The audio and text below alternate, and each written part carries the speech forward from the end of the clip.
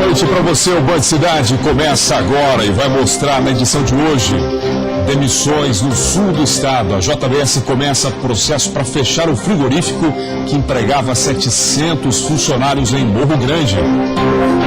Prepare o bolso. A Agência Nacional de Energia Elétrica anunciou reajuste de 42,8% para a bandeira vermelha 2. Estelionatários foram presos com aproximadamente R$100 mil em notas falsas no oeste do estado. Para atrair empresários, eles se passavam por representantes de políticos. E foi assinado hoje o acordo da Patrulha Digital, que prevê mobilização de estudantes que vão levar informações à população sobre o desligamento do sinal analógico da TV. E tem ainda o futebol com Lucas Miranda, direto aí da nossa redação. Vem com a gente que hoje é quinta-feira, 26 de outubro de 2017. No pique e na agilidade estamos no ar com o Band Cidade.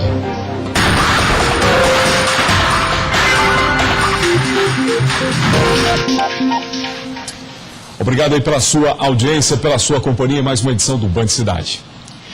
Mais um aumento para o bolso do consumidor. A Agência Nacional de Energia Elétrica anunciou um reajuste de nada mais, nada menos que 42,8% para a bandeira 2 vermelha.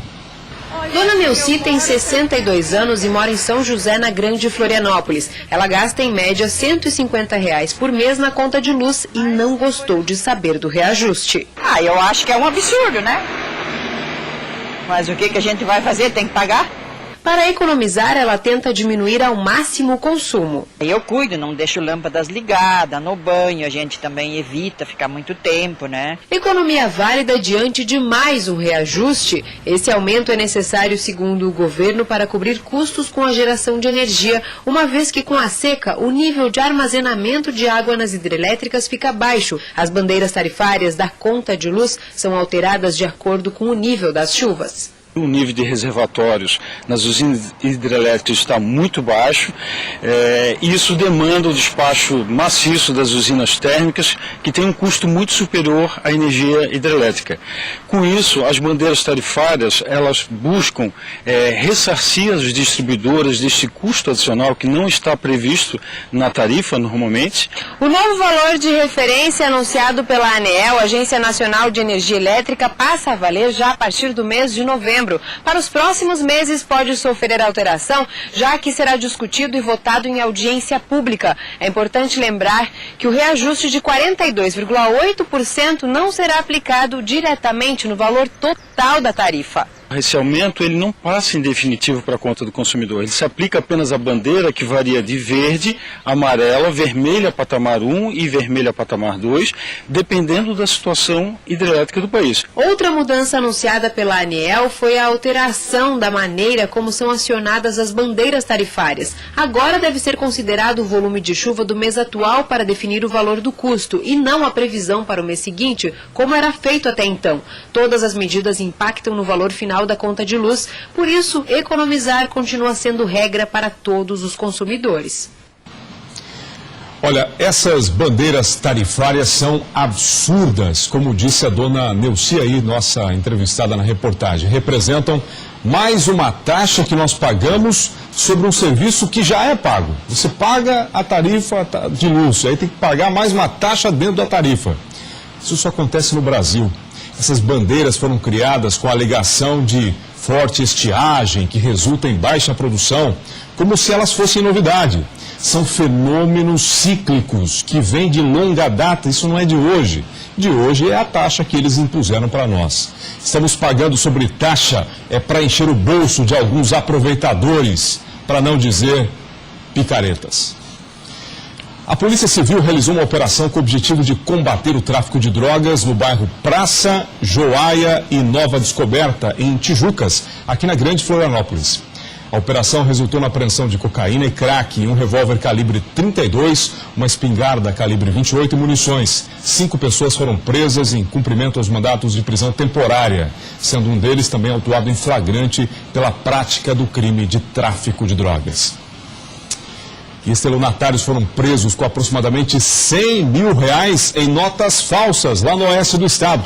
Para atrair empresários, eles se passavam por representantes de políticos. Os dois homens que não tiveram as identidades reveladas são naturais de São Paulo e Minas Gerais. Eles foram presos em um hotel aqui em Chapecó, quando finalizavam uma negociação. De acordo com a polícia, as investigações iniciaram após um dos estelionatários ter procurado um empresário da cidade oferecendo dinheiro. Ele se apresentava como representante de um político de Brasília, oferecendo uma quantia como se fosse um caixa 2 em notas falsas para fazer lavagem de dinheiro. De acordo com o delegado que investiga o caso, no maço apreendido tinham 5 notas verdadeiras e o restante das cédulas eram falsas, e o valor apreendido somava R$100 mil. Programa para a adequação da população carcerária ao limite fixado e apresente relatório quinzenal para acompanhamento das ações.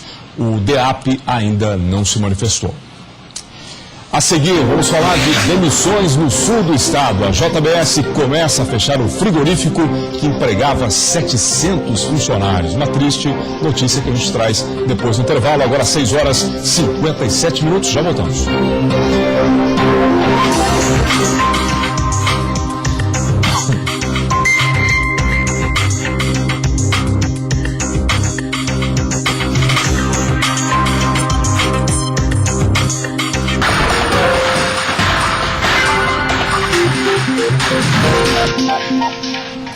Pontualmente 7 da noite, você está no Band Cidade.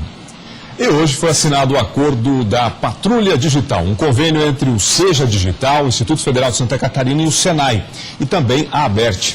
O acordo prevê a mobilização de estudantes que vão levar informações a respeito do desligamento do sinal analógico da TV. E está chegando a hora. No dia 31 de janeiro de 2018, Florianópolis, São José, Palhoça e Biguaçu vão ter o sinal analógico de televisão desligado. Mas muita gente ainda não tem consciência do que isso significa. Por isso, nesses municípios, a exemplo do que já foi feito em outras cidades do Brasil, será formada a Patrulha Digital, um grupo de estudantes voluntários que vão levar essa informação à comunidade. O que me motivou foi principalmente a cidadania, o ser cidadã, agir na minha comunidade. De acordo com o convênio que foi assinado hoje, os estudantes voluntários que vão participar da patrulha são do Instituto Federal de Santa Catarina e do Senai. E isso para o IFSC tem um significado muito especial, primeiro de inclusão, porque a nossa instituição trabalha fortemente com a inclusão e com a transformação social, aliada à mudança de tecnologia. Então, tem tudo a ver com a nossa missão, tem tudo a ver com o que nós queremos proporcionar com os nossos estudantes, aprendizado, integração com a comunidade. No dia 31 de outubro começarão os treinamentos. O papel dos multiplicadores, nome que foi escolhido para os estudantes que vão participar, é orientar quem sabe pouco a respeito da transição do sinal analógico para o digital, explicando, por exemplo, como converter os aparelhos mais antigos e ajudando no cadastro de quem tem direito a um dos 48 mil kits de conversão gratuitos que estão disponíveis para a região, que vem com antena e conversor com controle remoto. Primeiro, os alunos são capacitados, eles são treinados, eles recebem informação tanto do processo de sensibilização e de informação sobre a migração do sinal, como também de como funciona a instalação dos equipamentos, né? Tendo em vista que muitas famílias vão ter que instalar um kit conversor para poder receber o sinal digital. A patrulha deve começar a ir para as ruas em novembro. O objetivo é que ao fim de uma pesquisa, ao menos 93% das pessoas tenham acesso à TV digital para que o sinal analógico seja desligado. É bom lembrar, além das TVs de tubo, quem tem TVs finas, como as de plasma, mas que foram fabricadas até 2010, também devem ter um kit de conversão. Estou bem ansiosa para começar. Agora, na próxima terça-feira, dia 31, os professores do campus estarão ministrando o curso. E a previsão é que a partir de novembro nós iremos começar a fazer as visitas nas casas.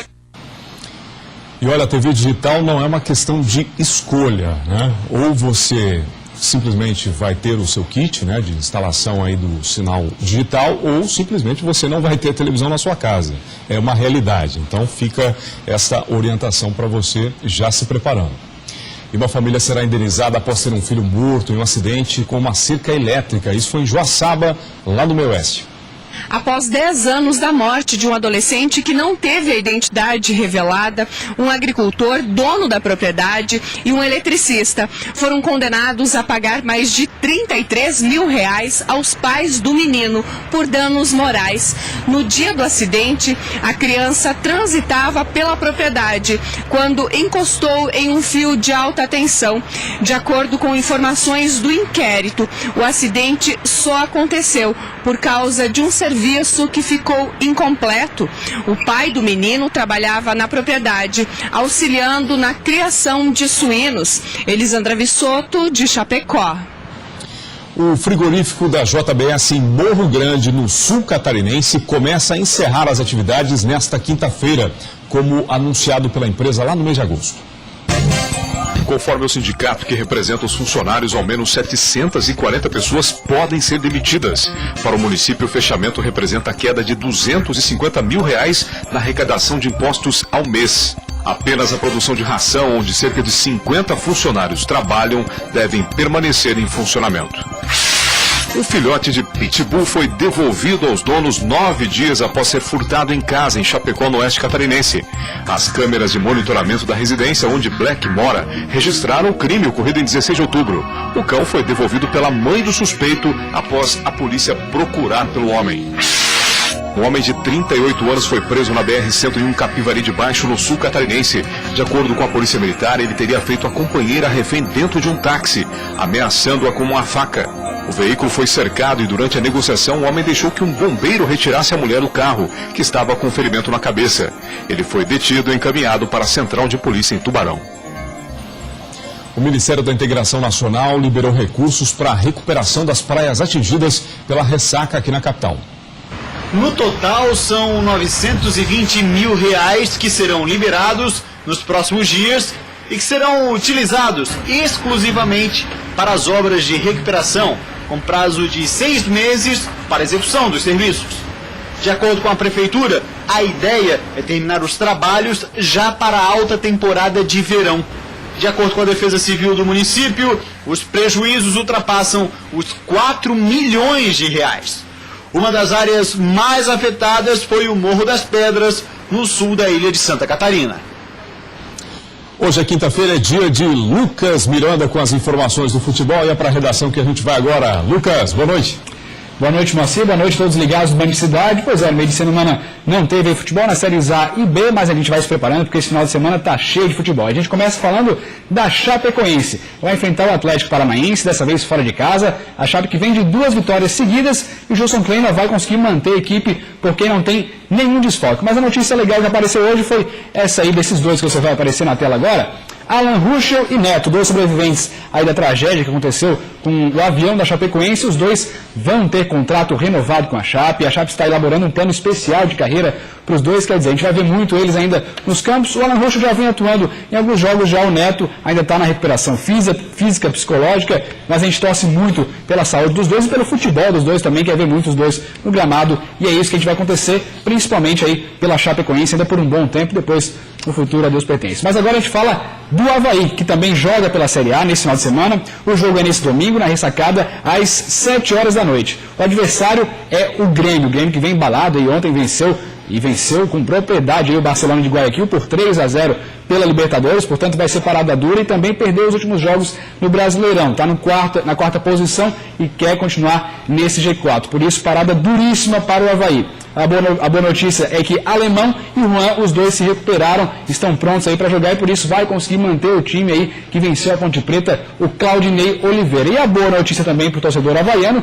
é que esse cara aí, M10, Marquinhos, ele anunciou que já tem um pré-contrato com o Avaí até o final de 2018. Já tem conversas com o presidente Batistotti e por isso vai se manter. Ele que já tem 36 anos, mas continua jogando muita bola, já não tem aquela velocidade de sempre, aquela volúpia, muitos gostam de dizer aí, narradores, só que mesmo assim ainda está jogando muita bola e vai atuar pelo Avaí pelo menos até o final de 2018, pelo menos essas foram as palavras do Marquinhos, o M10. E agora a gente passa a falar de Série B, porque o Figueirense tem um confronto duríssimo pela frente, é contra o CRB, é no Scarpelli, vai precisar muito do seu torcedor. O jogo é amanhã, às 7h15 da noite, E a principal mudança, aliás, a única mudança que foi anunciada, pelo menos pelo técnico Milton Cruz, é essa aí. O Naylor, ele vai entrar no lugar do Ferreira. Ferreira é zagueiro, estava fazendo ali dupla com o Henrique Trevisan, mas agora vai ficar fora justamente porque está suspenso. E agora o Naylor, que não vem tendo muitas boas atuações pelo Figueirense, é quem vai para a zaga e por isso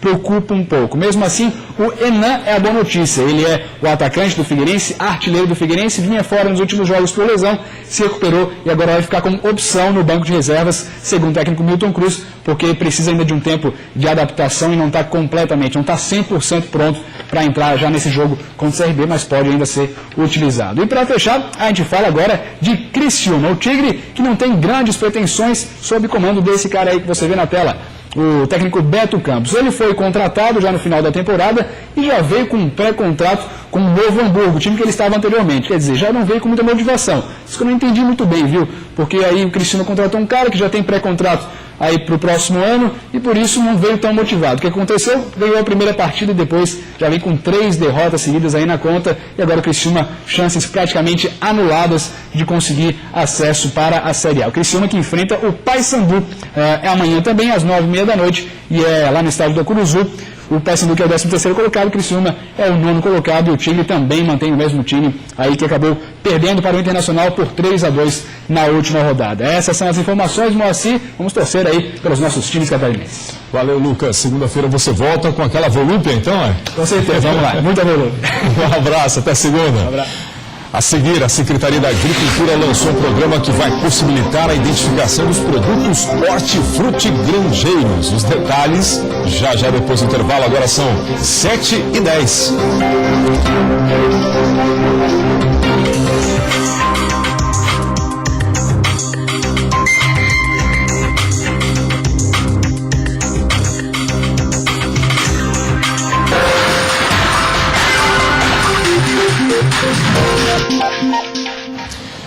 O Band Cidade está de volta e daqui a pouco tem o Jornal da Band, que é claro que vai repercutir ainda na votação ontem no Congresso, né, que rejeitou a denúncia contra o presidente Michel Temer. Daqui a pouco no Jornal da Band, os comentários do Boechat e a cobertura completa para você. Um novo decreto deve agilizar a doação de órgãos e também reduzir a fila dos transplantes aqui no Brasil. Uma das mudanças estabelece que a morte cerebral poderá ser atestada por médicos de qualquer especialidade. O Eduardo, de 11 anos, conseguiu um rim novo há 2 meses. Desde que nasceu, ele toma remédios para controlar uma insuficiência renal. A gente não conhece, mas a gente agradece, a gente é bem grato, porque salva a vida de muita gente. Mais de 41 mil brasileiros aguardam na fila de transplantes. Um novo decreto presidencial deve facilitar a doação de órgãos em todo o país. Uma das mudanças mais importantes é que agora a morte cerebral do doador poderá ser diagnosticada por qualquer médico capacitado para fazer esse exame. Antes era obrigatória a presença de um neurologista, um profissional que às vezes é difícil de encontrar, principalmente em cidades pequenas. O protocolo de diagnóstico de morte encefálica vai continuar exatamente o mesmo. Serão 2 exames clínicos com um intervalo de tempo entre a realização do primeiro e do segundo. E, além disso, um exame de imagem confirmatório, que é para dar mais segurança a esse diagnóstico que é tão importante. O decreto ampliou de 2 para 4 anos o prazo para renovar as licenças das equipes de transplantes, o que deve reduzir a burocracia hospitalar. O texto também permite que o companheiro do paciente, mesmo que não seja casado no papel, autorize a doação. Essas medidas devem diminuir o tempo de espera de quem precisa de um órgão. O José ficou 8 meses na fila até conseguir um transplante de pulmão realizado na semana passada. Aos poucos está se acostumando à nova rotina com a ajuda da fisioterapia. A gente aguarda, espera com fé, acredita e a coisa acontece. E eu estou aqui. Pronto para uma vida nova, José? Pronto. 100% já. Olha, é importante sempre lembrar, se você quer ser um doador de órgãos, converse com a sua família, manifeste a sua vontade, né? Manifeste a sua vontade de ser um doador. Assim, eles vão saber como agir, né, em caso de uma fatalidade ou algo assim, tá bom? A Secretaria da Agricultura lançou um programa que vai possibilitar a identificação dos produtos hortifruti grangeiros. Que tal você chegar na prateleira do supermercado ou na feira e saber qual é a origem das frutas, verduras e legumes que está levando para sua casa? Saiba que isso será possível aqui em Santa Catarina. Além do mais, o consumidor poderá acompanhar através de um sistema chamado E-Origem se o produto que está consumindo realmente é livre de agrotóxicos. Nos próximos dias, os agricultores catarinenses vão poder se cadastrar no sistema da Companhia Integrada de Desenvolvimento Agrícola de Santa Catarina. Eles devem inserir as informações de cada produto e o cadastro será gratuito, além da etiqueta ser colocada na embalagem. As informações para os consumidores devem estar disponíveis através do celular pela leitura de um código de barras. E o Band Cidade desta quinta-feira termina aqui. Amanhã, 12h30, tem Gustavo Bosley no comando do Meio-Dia Catarina. Fique agora com o Jornal da Band e as principais notícias do Brasil. Para você, uma ótima noite. Te espero amanhã, 6:50. Até lá.